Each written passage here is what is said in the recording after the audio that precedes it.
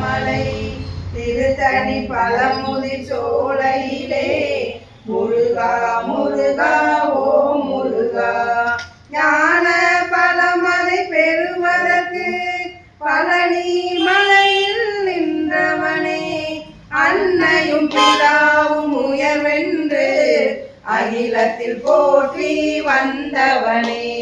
திருப்பரங்குன்றம் பழனிமலை திருச்செந்தூர் மருதமலை திருத்தணி பழமுதிர் சோலையிலே முருகா முருகா ஓ முருகா.